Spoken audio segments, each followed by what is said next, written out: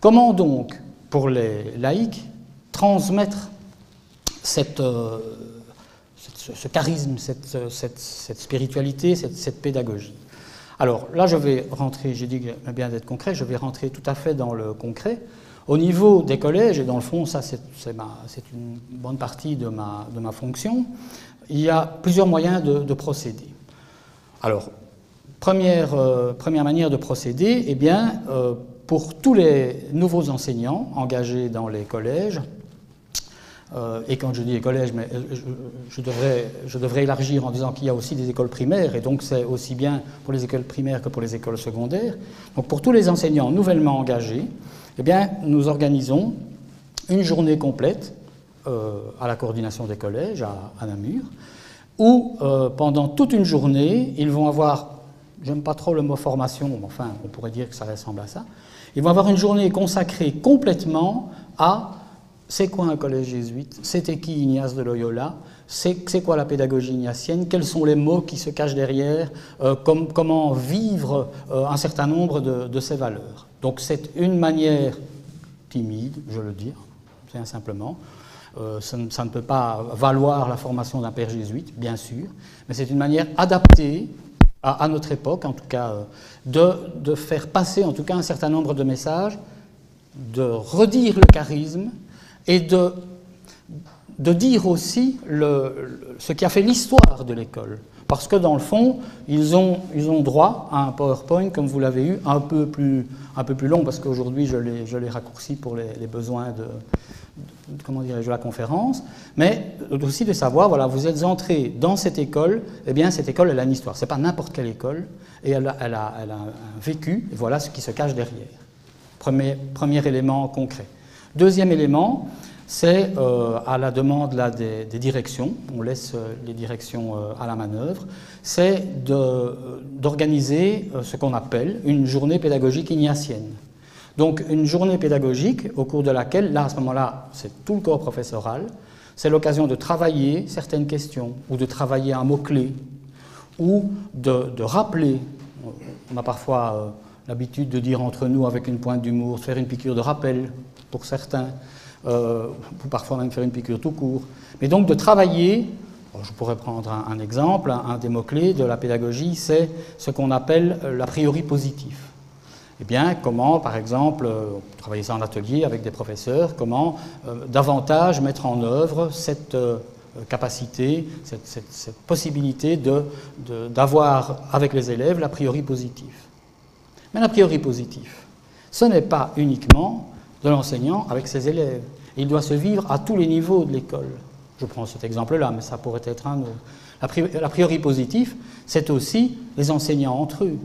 C'est aussi la direction vis-à-vis des enseignants.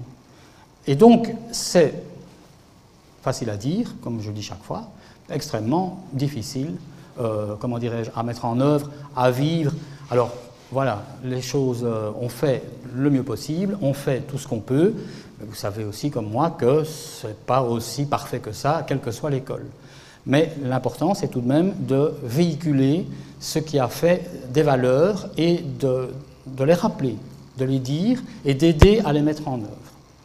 Alors, une troisième dont je tiens à vous parler parce que c'est une conviction personnelle, c'est aussi le rôle capital d'une direction.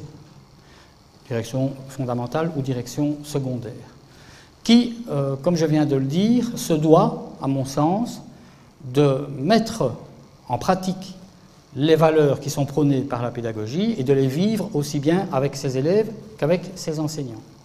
Et donc là je trouve qu'il y a vraiment un élément important, c'est que si la direction ne vit pas les valeurs qu'on essaye de prôner, on pourra faire tout ce qu'on voudra, je pourrai organiser toutes les journées de formation que je veux, ça ne passera pas, en tout cas pas bien.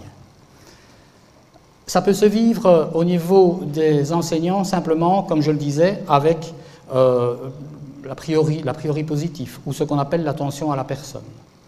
Au niveau des élèves, ça peut davantage se vivre, par exemple, en n'ayant pas peur surtout avec ce que nous connaissons et que nous vivons maintenant, de ne pas avoir peur de proposer aux élèves, par exemple, à certains moments, des temps de, je ne veux même pas dire, je vais faire exprès, non certainement plus des Eucharisties, etc., en tout cas peut-être pas tout le temps, mais des temps de spiritualité, de retour vers une spiritualité. On entend parfois, oui, nos jeunes, parfois c'est un désert spirituel. Eh bien, ne pas avoir peur de leur proposer.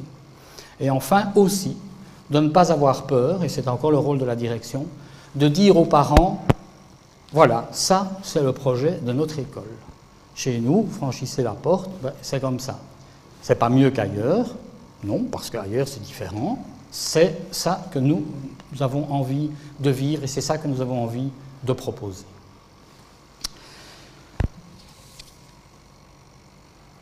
Alors, oui, encore un moyen, et là je rejoins ce que j'expliquais tout à l'heure, c'est qu'effectivement, nous avons, j'ai dit qu'on avait mis des mots sur les choses, eh bien, nous avons alors un certain nombre de documents, alors là tout à fait concrets, que vous pouvez d'ailleurs trouver sur Internet, sur le site si vous le souhaitez.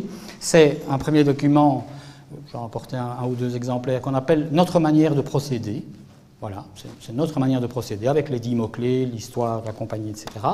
Et puis aussi une petite plaquette sur les collèges aujourd'hui, avec un certain nombre de maximes de réflexion. Alors, je dis tout de suite, pas comme le ministère français, mais des maximes pour permettre aux gens de rentrer en eux-mêmes et de réfléchir à ce qui fait leur quotidien, par exemple, d'enseignant.